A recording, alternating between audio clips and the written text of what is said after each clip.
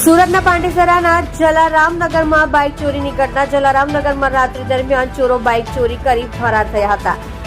રાત્રિ દરમિયાન ઓટો રિક્ષામાં આવેલ ચોરો જલારામનગરમાંથી બાઇક ચોરી કરી હતી, જેમાં બાઇક ચોરો રિક્ષામાં આવી બાઇક ચોરી ફરાર થયાની સમગ્ર ઘટના સીસીટીવી કેમેરામાં કેદ થવા પામી હતી. સુરતની પાંડેસરા પોલીસ ચોરીનો ગુનો નોંધી આગળની વધુ તપાસ હાથ ધરી.